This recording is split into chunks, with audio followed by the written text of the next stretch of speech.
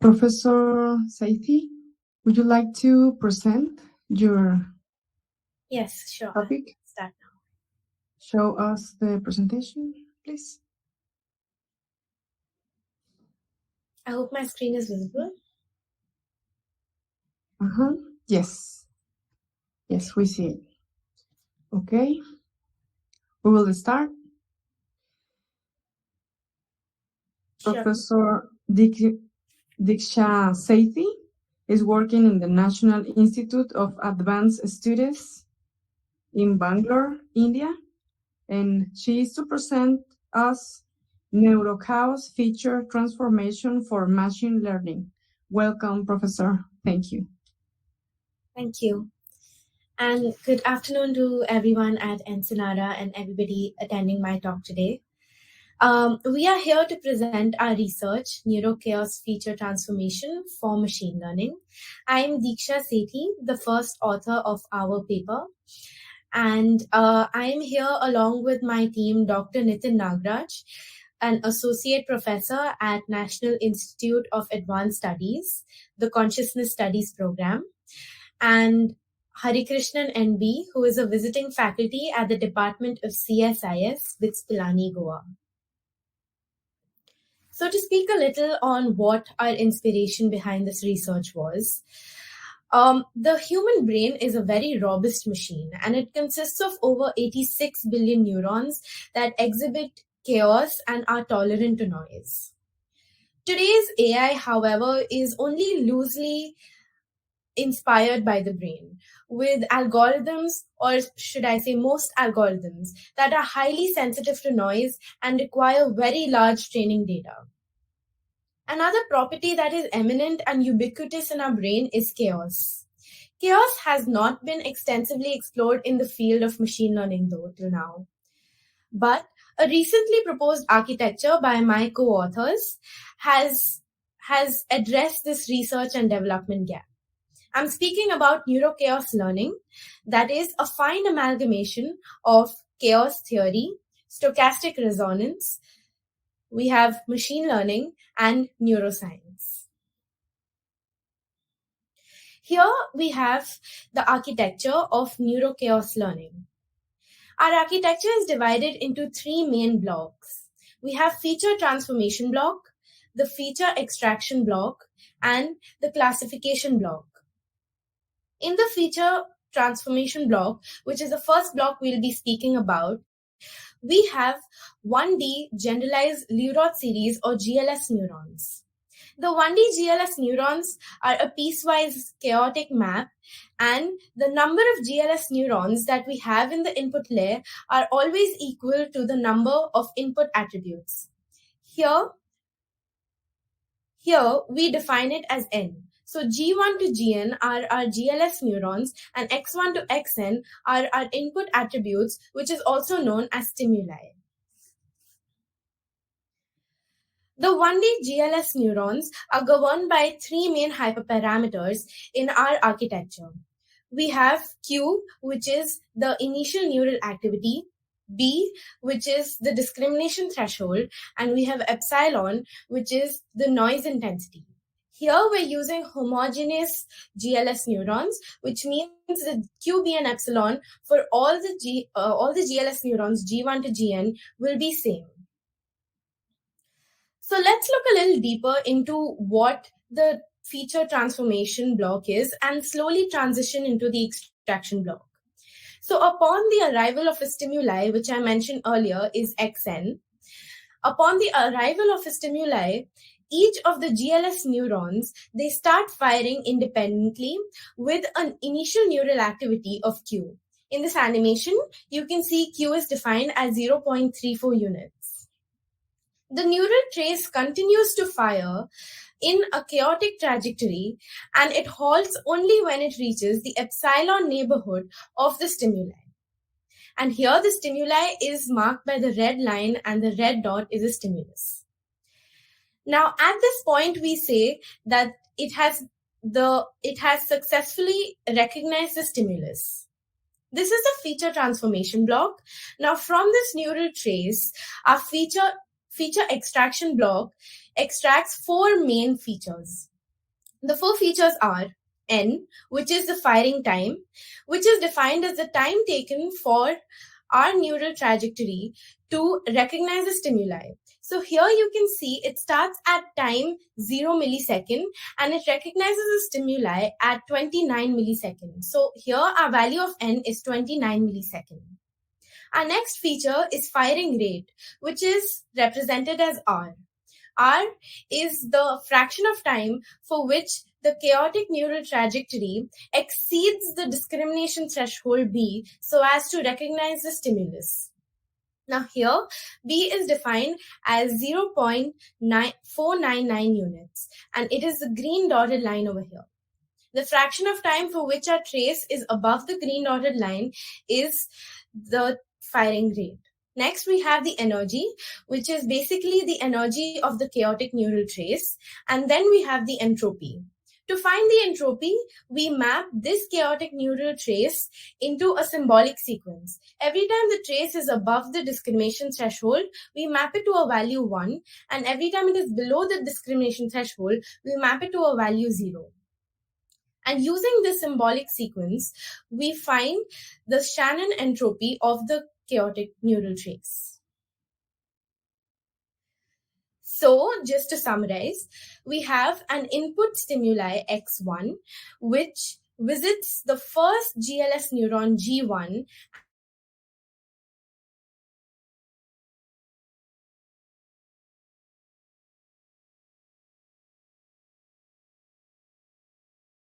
of 4 dimension, which consists of N1, R1, E1, and H1. The CFX feature space contains a collection of all of the 4D vectors. That is, we create one 4D vector for each input attribute, and our feature space consists of a collection of all of these 4D vectors. The chaos-based features are then passed on to the classification block. Now here you can view the classification block into two parts. One, ChaosNet, and second is machine learning. So ChaosNet is what we call standalone Neurochaos Learning algorithm, wherein ChaosNet is a very simplistic classifier which uses mean representation vectors for each class. Our mean representation vector consists of the mean firing time, the mean firing rate, the mean energy, and the mean entropy for each class or for that class. And using the mean representation vectors, we use a simplistic decision rule, which is the cosine similarity of the test data with the mean representation vectors. Now, on the other hand, we also have the flexibility to use any machine learning algorithm along with our ChaosFX features. We call this hybrid model CFX plus ML. So what you can do is directly feed the ChaosFX features into any machine learning model of your choice to get an output termed as CFX plus ML throughout this research. Here in this research, we looked at 7 ML algorithms which are traditional and well established. So CFX plus ML is basically a hybrid NL architecture that combines the best of machine learning and chaos. In this work, we're basically evaluating the efficacy of standalone algorithms as compared to the performance of their chaos-based hybrid architectures, which is CFX plus ML.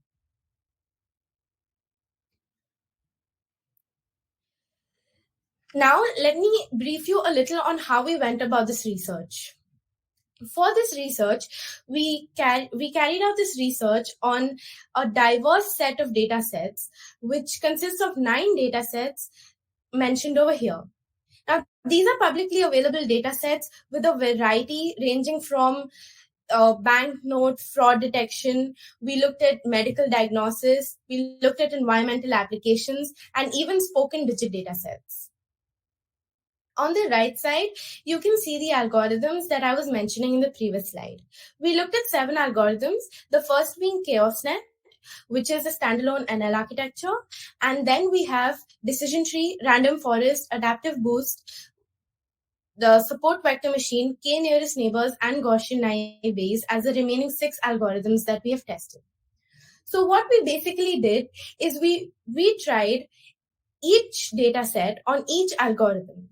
For example, we took iris dataset and we tried it on ChaosNet, Decision Tree, Random Forest, and all the 7 algorithms. Next, we took Ionosphere and tried it on each of the 7 algorithms again. We did our experiments in 2 different parts. One, the high training sample regime, wherein we take our entire data set, we divide it into 80-20. We use 80% of our data set for the training of our algorithm and 20% of the data set for the testing. The next thing you can see is the low training sample regime. Here, what we did is we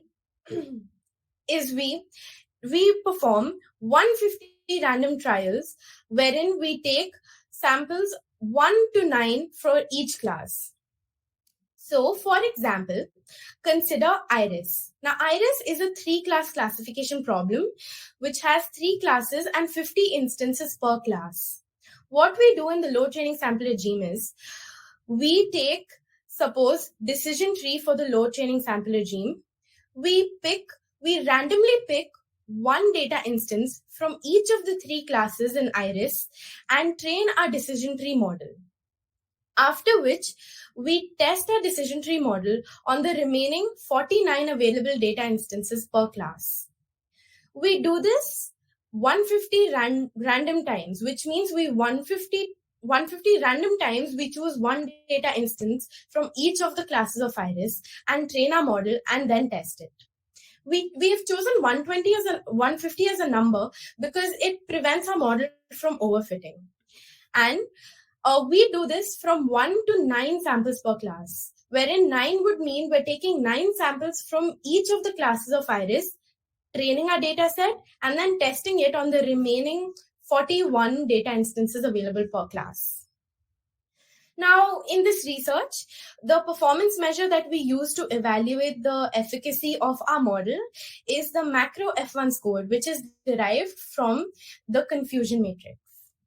Here, we do each of these experiments for 2 implementations, one standalone, and second is the NL hybrid model, which is CFX plus ML.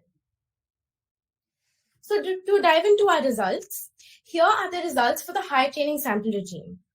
What you can see here is that the first column represents the data set that we used. The second column is the macro F1 score that we received for ChaosNet.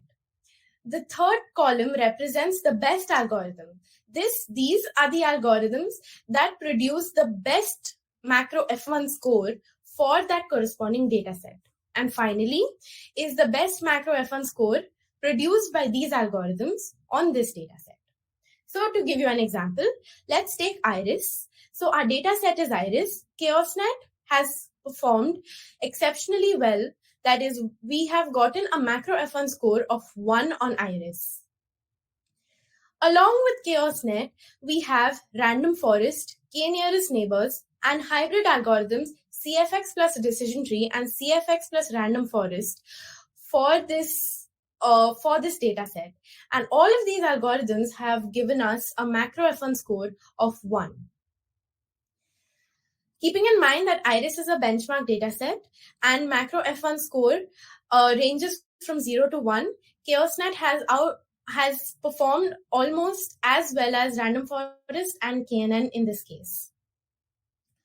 Another thing to highlight here is performance boost. In this research, we look at performance boost as F1 score of CFX plus ML minus F1 score of standalone ML divided by F1 score of ML into 100.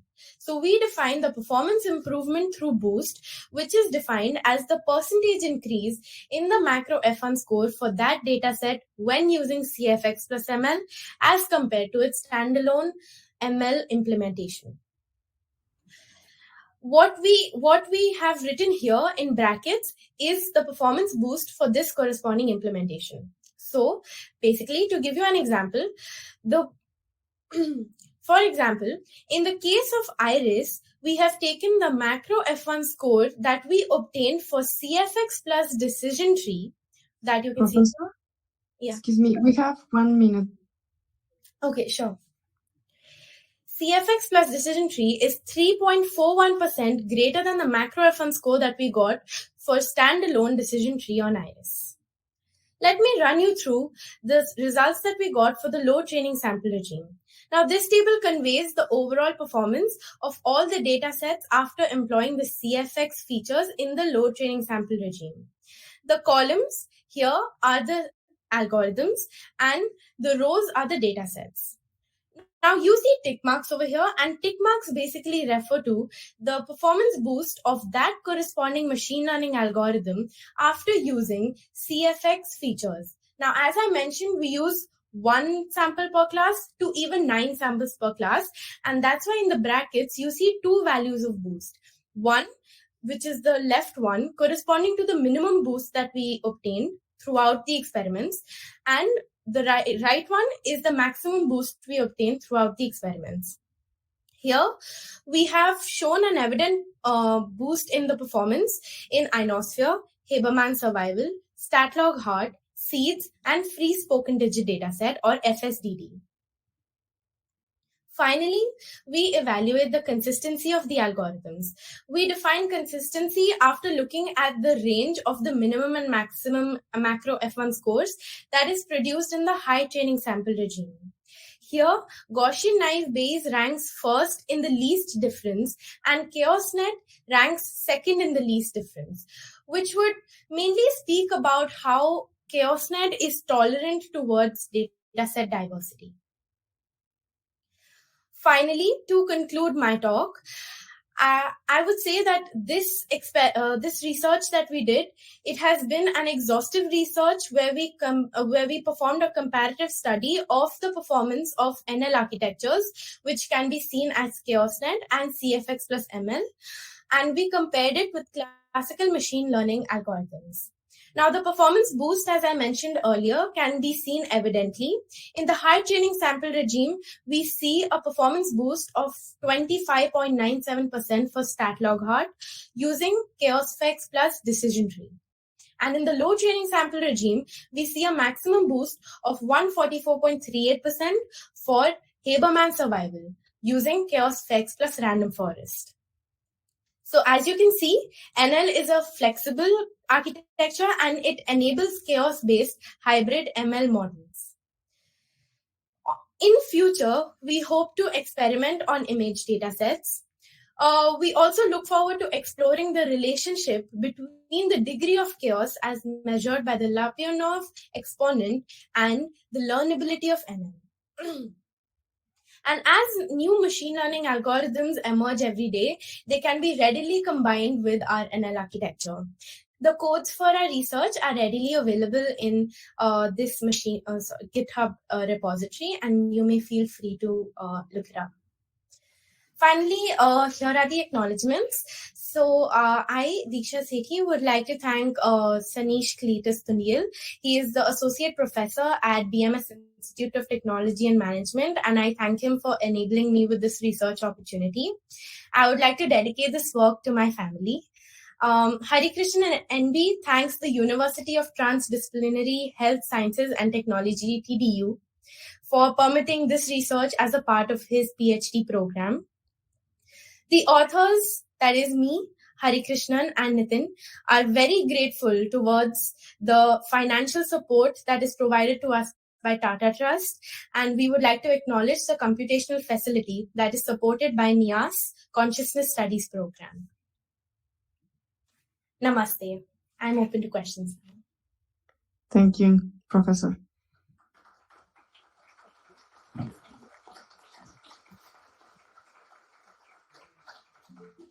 Okay, we have time for one question.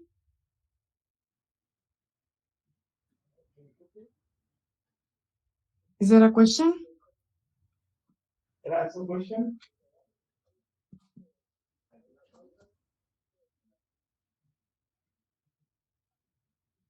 No? Okay. We don't have question? Yes? Go ahead. A great presentation. I was just curious, since you tried this method on many different data sets of different types, is there a trend that you saw in terms of like this method works well on a particular kind of data, maybe like image or some kind of signals. So did you see any trend like that? Yeah, so we are still looking into that, but we did see a trend when it came to speed signals. So what we see is that certain algorithms like adaptive boost or radar boost, they performed exceptionally well in certain data sets like iris, but we were able to outperform them in the load training sample regime when it came to free spoken digit data sets. So we see neurochaos learning performing exceptionally well when it comes to acoustic data sets, given that we are performing a good amount of pre-processing. Got it. Thank you so much. Great presentation. Thank you.